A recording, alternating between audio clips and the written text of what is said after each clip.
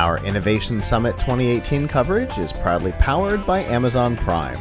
Learn about all the included benefits and get a 30-day free trial by going to PLUGHITZ.com/prime and by audiobooks.com. Get a 30-day trial and a free audiobook to keep by going to audiobooks.com and using promo code TRY70.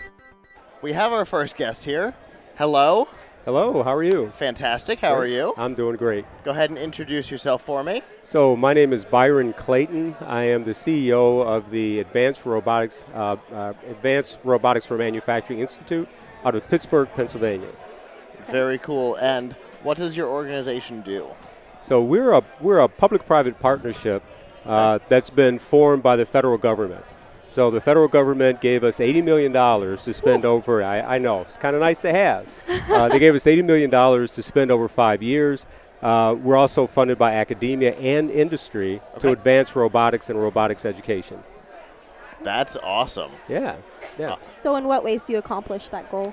So right now what we're doing is we actually have project calls. So these are like requests for proposals to advance technology. And the idea is to lower the barriers for adoption. And what I mean by that is that, number one, right now robotics are very expensive for small and mid-sized manufacturers. Yeah. So through technology, we want to lower the costs. We also want to make the robots more versatile, more safe, so that they can actually work with and around people. So when we do those types of things, we're actually lowering the barriers so more people can buy and adopt and use robotics. And when they do that, they become more productive. They can compete better, especially with overseas companies. So their businesses start to grow. They get more jobs in. And of course, if you're going to create more jobs, you need people to fill those jobs.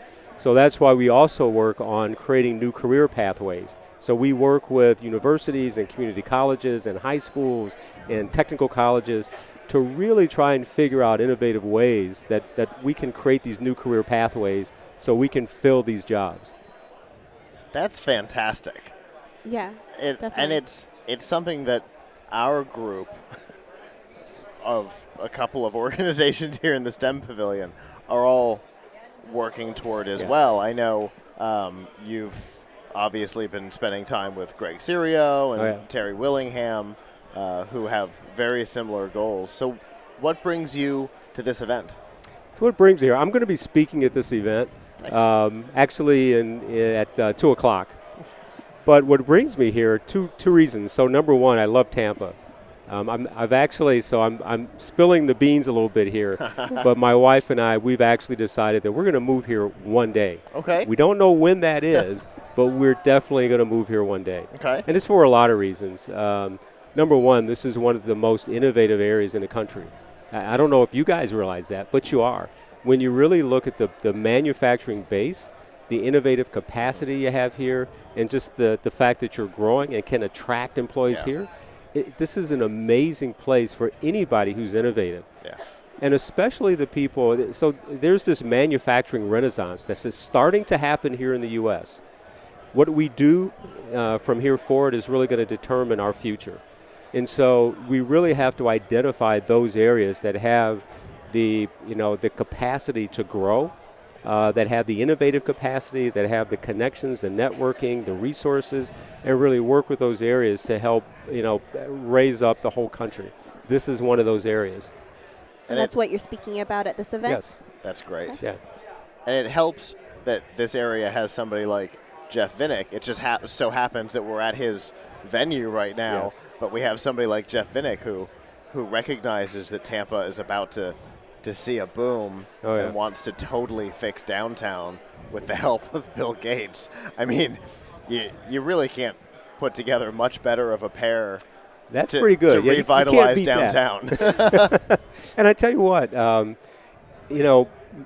companies right now are looking for the talent.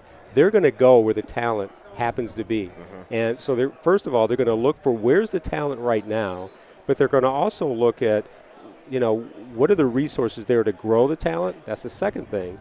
The third thing they'll look at is, are people interested in going to that area? I mean, is the area growing? So that'll be the first clue. Sure. Those are the areas that they're going to want to come to.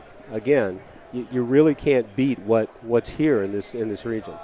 And you said that you're not from here, so where is the organization based out of?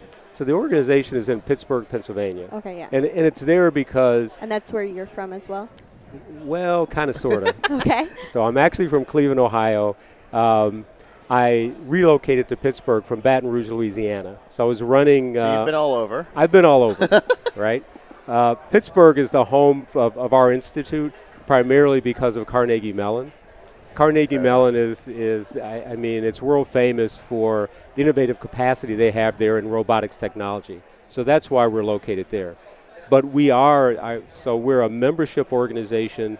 We have members from around the country, so we're a national organization. Okay. But we just happen to be located in Pittsburgh.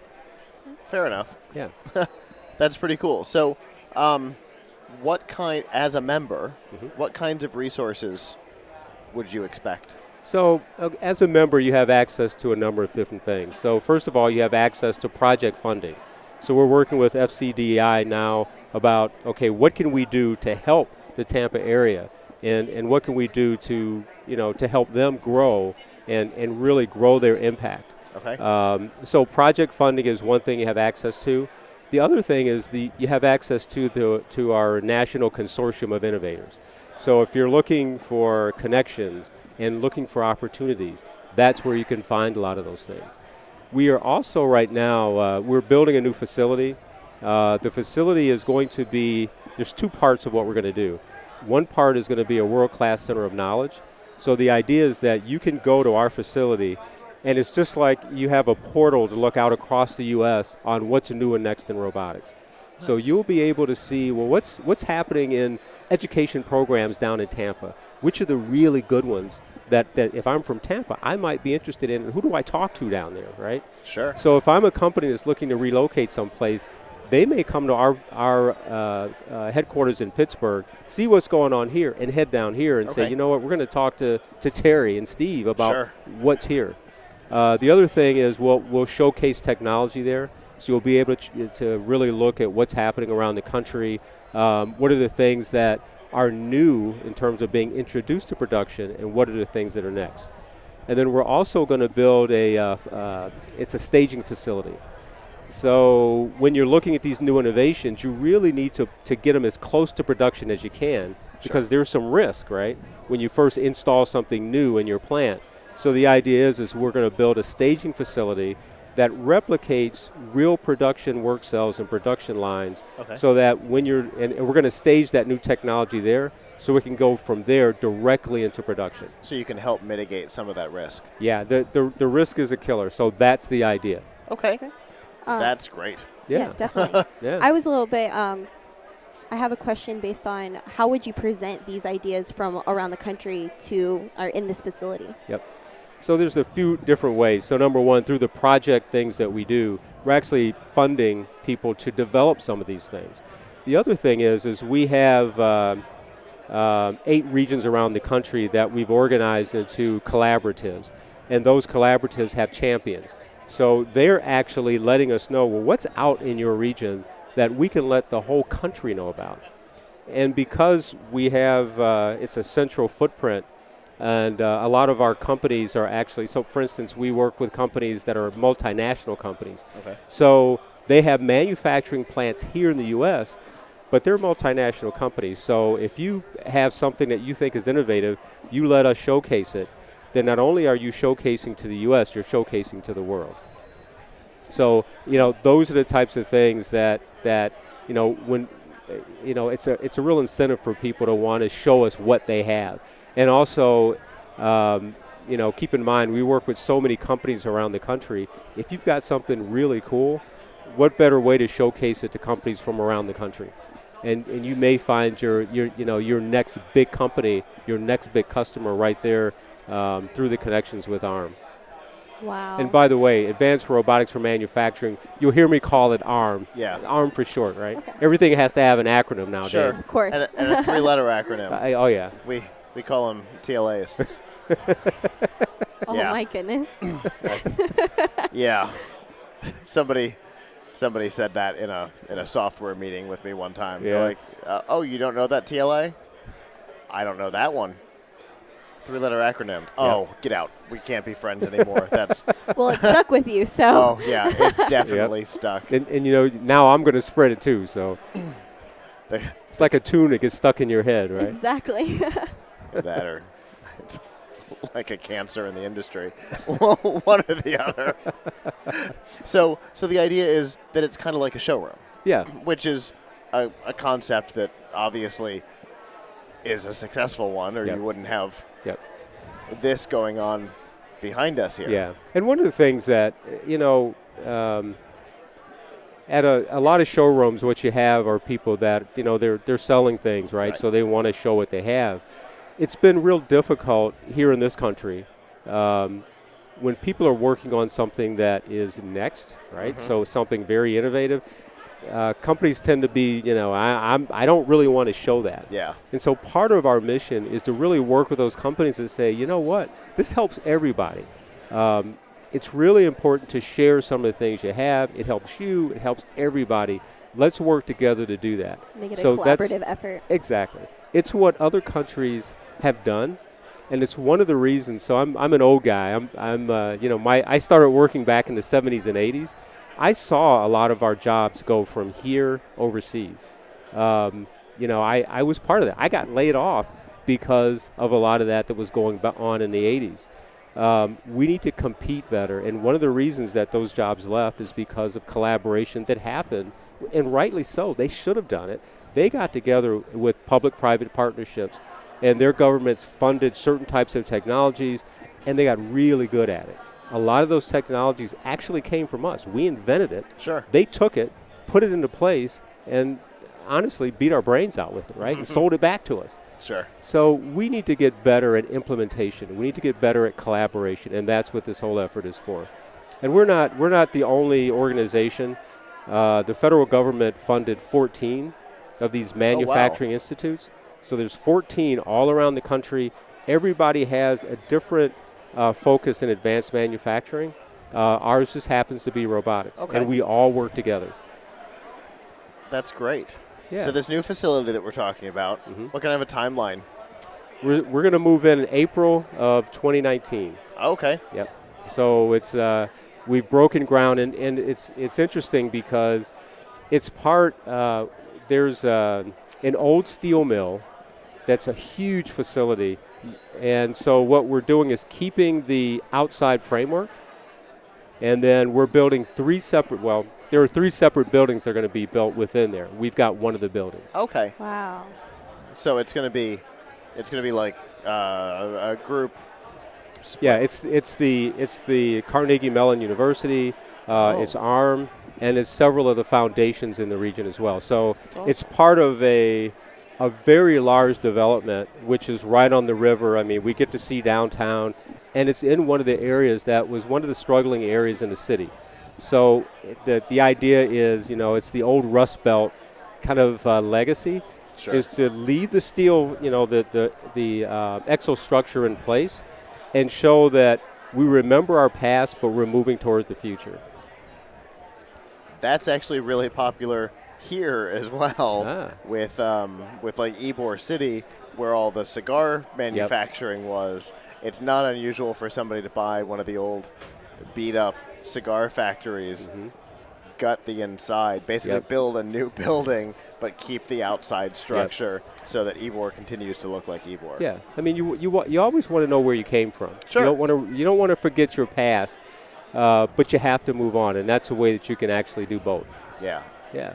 And I've had the opportunity to go into some of these remodeled cigar factories that are now like tech companies and all kind. And it's so interesting to be on the outside and look and go, wow, this is Ybor, and walk inside and be, this is the future. Where am I? I think I'm in a spaceship. This is great. Yeah. It's really a great thing to see from around the country. And that manufacturing renaissance I talked about, it's real, it's taking place, and it's really going to make things better for manufacturers and the workforce. And that's, it's all about revitalizing the middle class. It's not just about the manufacturers themselves. Right. It's about the workers and the middle class and the American dream. This is what we all need to work together and really revitalize. The manufacturing era for the United States is when we had the biggest, most prosperous middle class. Yeah, it's what separated us. And right now, the world is so connected that on the one hand, you really have to compete. But on the other hand, you compete better when you cooperate, right? If that makes it's coopetition. Indeed. It makes everybody better. And the weakest links, they fall off, and then everybody else gets better, and then everybody benefits. Absolutely. That's really what we're doing. Professionalism in the real world. Yeah, it's one of the founding tenets of FIRST Robotics. Yeah, that's it. That's it exactly. Yeah, it's okay. You're competing against each other, but you've got to work together. Otherwise, you're not competing at your best. Yep. I actually I used to do that for a region in Ohio, which is work with regional innovation clusters.